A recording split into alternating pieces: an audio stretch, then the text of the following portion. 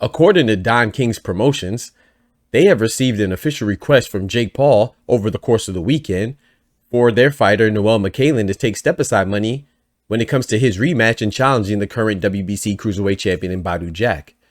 And to which Don King stood on business and denied that request. Let's read what he had to say. Don King Productions is denying Jake Paul's request for former WBC Cruiserweight World Champion Noel McCallan to step aside from his world title rematch against Badou Jack, the current WBC Cruiserweight World Champion. The Hall of Fame promoter Don King said the WBC wouldn't even be able to sanction the matchup as Paul is not currently ranked by the WBC. So once again, I want to congratulate Don King for standing on business. But in his old age, I think he forgot that the business that he's standing on is in boxing. He referenced the rules? That's against the rules. What rules? Who cares? You guys care about the rules? No. There you go. If I tell you I'm good, probably you'll say I'm boasting. But if I tell you I'm no good, you know one line.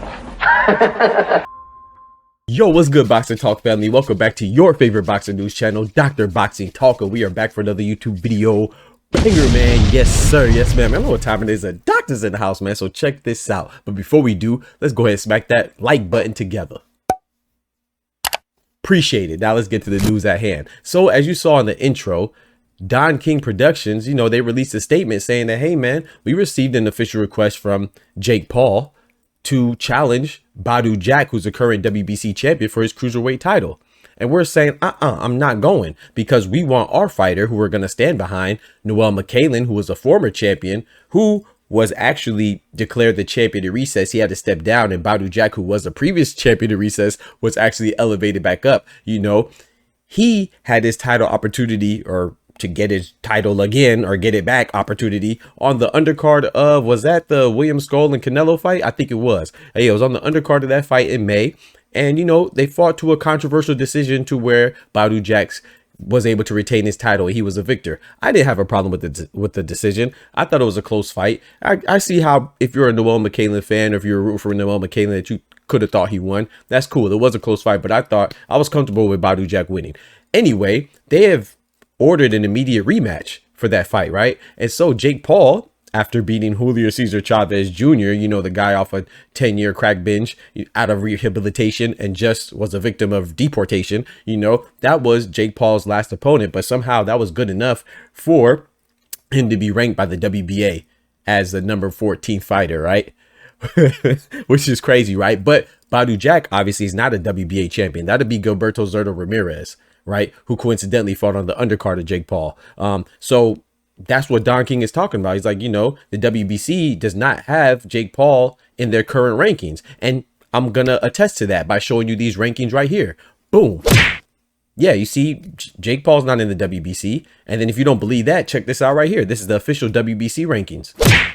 Once again, you don't see Jake Paul, do you? Right. But here is the problem. It's not that Don King is not correct. It's just that Don King is in boxing. And we know boxing doesn't care about the rules. Case in point, WBC, the president Mauricio Solomon, somehow, some way this weekend on July 19th, good Lord willing, we're going to see what? The 46-year-old legend Manny Pacquiao challenge for the WBC 147 pound belt that's held by Mario Barrios currently, right? Well, let's look at the WBC rankings at welterweight.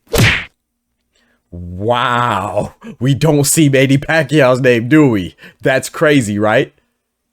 Right. And look at the official WBC website that was updated not too long ago. You still don't see Manny Pacquiao's name, right? Right. But he is challenging for the title, right? Right. So Don King is absolutely correct, and I salute him for standing on business. But there's a reason why this really could happen. Is because the WBC doesn't care about rules. The only rules they care about is them greenbacks. They want more greenery in their scenery. So please believe that if it came to play or it came to pass, Jake Paul would definitely be inserted in those rankings just so they could cover their own behinds. But even if he wasn't, that wouldn't stop them from giving him a title shot. Now, I know you're saying, wait, Manny Pacquiao was in the rankings, and you're correct. He was. When he came back off his 4-year hiatus, right? Because I think the last time he fought was in 2021, if I'm not mistaken, where he suffered a loss to Yordenis Ugas, right? Well, Manny Pacquiao declared that he was coming back, and he was inserted to ranked number 5. But he has been subsequently removed out of the rankings again since the fight has been called some weird, mysterious way.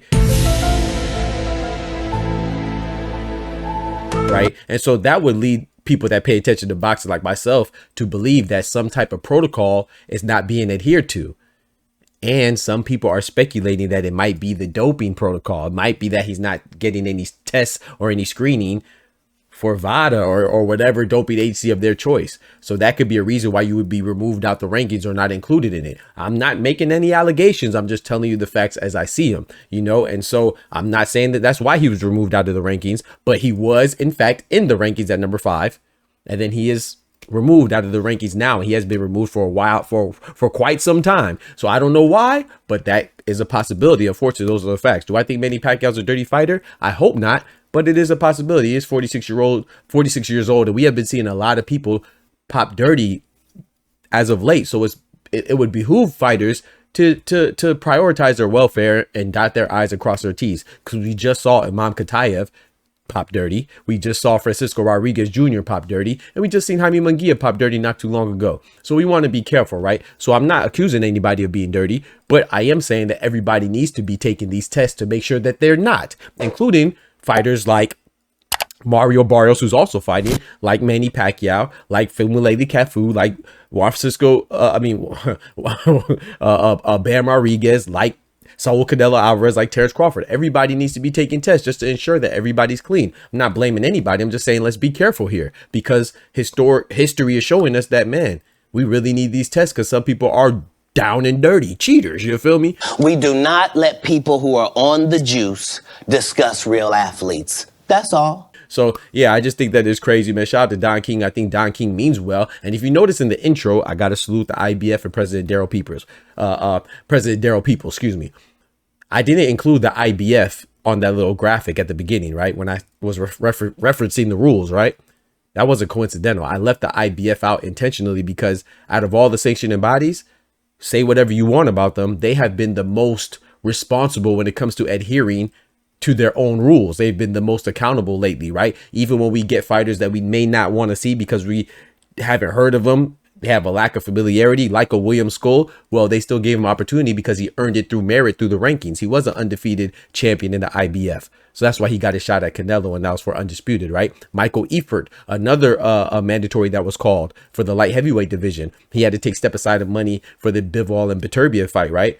Well, that was called by the IBF because he earned it through merit. So we may not like it, even with Jerron Boots in this. Karen Chukazan got another opportunity because he earned it through merit. So we may not like the opponents because they don't have the high profile, but the IBF usually works by a certain protocol, and that protocol is usually in favor of the fighters, regardless if you have a big backing or a big name or not. They try to give you their opportunity. Now, their timing may be off sometimes, and it might be inconvenient sometimes for us, the fan, because we want to see a big fight and it may get in the way. But at the same time, simultaneously, I do have to applaud them for sticking to their rules and standing on business, even if we may not be familiar with the fighters, because every fighter deserves an opportunity that they earned, and it comes through winning fights. So I appreciate y'all rocking with me as always. Don't forget to smack that like button, but let me know what you think about that in the comments, man. Do you think that Jake Paul is out of line, or would you rather see Jake Paul versus Badou Jack over Badou Jack and Noel McCain? I'm not gonna lie, I wouldn't mind seeing Badou Jack and Jake Paul. I know I'm talking all that trash. I wouldn't mind seeing it, but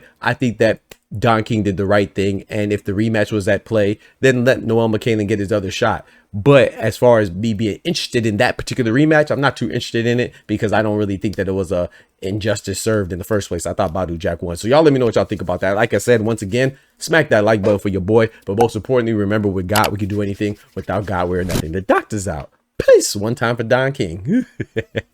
From the hood to college, both worlds they had to meet. 6 degrees between us, so cold we're about to freeze. But we're Florida boys, hot takes, we bring the heat. We're moving the culture, the engineers to the streets.